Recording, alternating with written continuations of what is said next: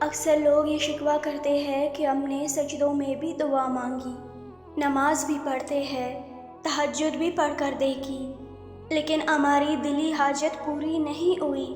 تو سنو، اگر تمہیں کوئی پسندیدہ چیز لاکھوں تدبیروں کے بعد بھی حاصل نہیں ہو رہی اور تم چاہتے ہو کہ من پسند عطاؤں کا ظہور دگنی رفتار سے تم تک پہنچے، تو تم آج ان 4 چیزوں کو سمجھ لو، جس کی وضاحت تو اللہ خود قرآن میں کر رہا ہے۔ سورہ یونس میں اللہ خود فرماتا ہے، اور اللہ وہی ہے جس نے سورج کو سراپا روشنی بنایا اور چاند کو سراپا نور، اور اس کے سفر کے لیے منزلیں مقرر کر دی تاکہ تم برسوں کی گنتی اور مہینوں کا حساب معلوم کر سکو۔ اللہ نے یہ سب کچھ بغیر کسی صحیح مقصد کے پیدا نہیں کر دیا۔ وہ یہ نشانیاں لوگوں کے لیے کھول کھول کر بیان کرتا ہے جو سمجھ رکھتے ہیں۔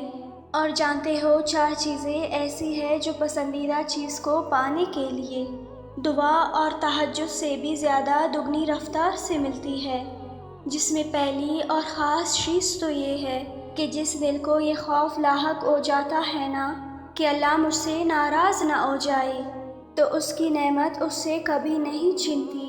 یاد رکھنا، جس انسان سے اللہ ناراض ہو جاتا ہے نا، اس سے خیر کی توفیق چھین لیتا ہے، اس کا دل ظلمتوں میں ڈوب جاتا ہے، وہ لوگوں کے لیے دل میں برائی رکھنے لگتا ہے۔ تو اگر تم چاہتے ہو کہ تمہارے بگڑے کام سنور جائے تو تم کبھی اللہ کو ناراض نہ کرنا۔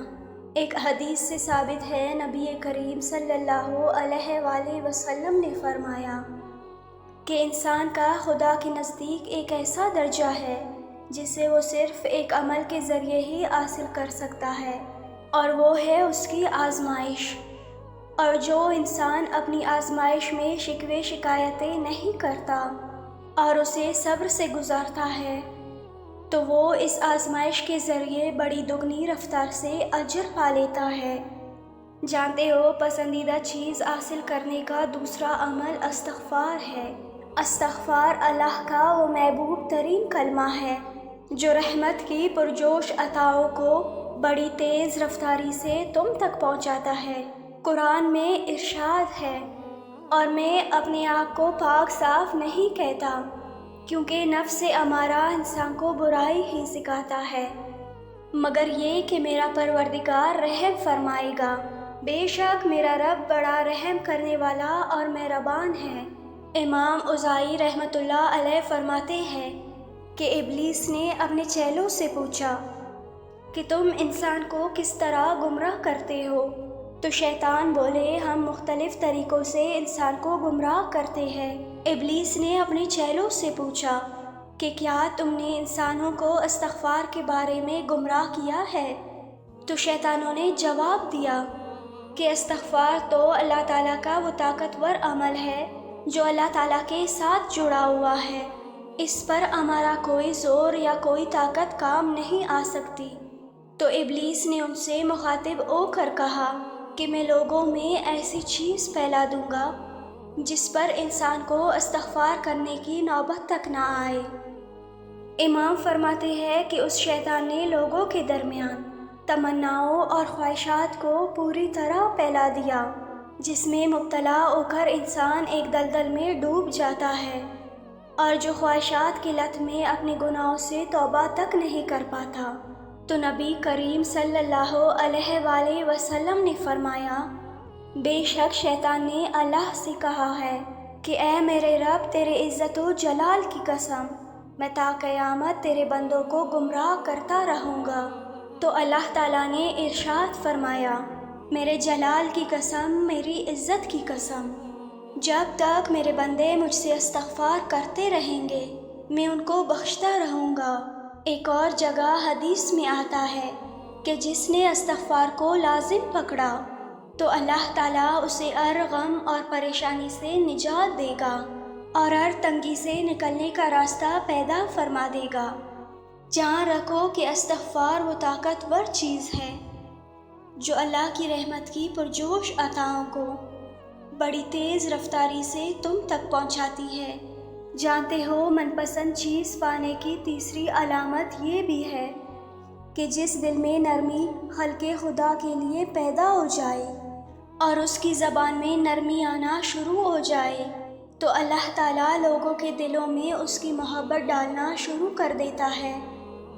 یاد رکھو، شکل کی خوبصورتی محض آنکھوں کو بھاتی ہے، جبکہ کردار کی خوبصورتی دلوں کو فتح کر لیتی ہے۔ تم اپنا کردار اتنا مضبوط اور اپنا ظرف اتنا وسیع رکھو کہ لوگ تم سے تعلق رکھنے میں فخر محسوس کریں۔ تمہارا کردار جتنا بلند ہوگا، اللہ تمہارا معیار بھی اتنا بلند کرے گا۔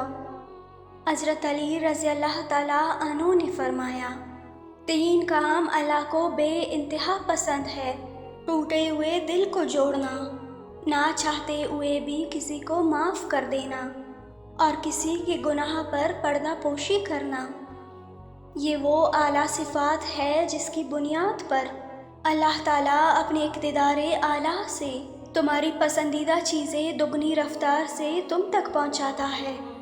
جانتے ہو، پسندیدہ عطائیں کن لوگوں کا مقدر بنتی ہے کہ جب تم اپنی زندگی میں آئی کسی تکلیف اور دکھ پر اس کے ابتدائی مرحلے پر صبر کر لیتے ہو اور اس تکلیف پر شکوے کے بجائے تم اس وقت بھی چہرے پر مسکان رکھتے ہو جب تم پوری طرح ٹوٹ چکے ہو، تو جان لو کہ اللہ کے حیرت انگیز معجزات بھی تمہارا منتظر ہوتے ہیں۔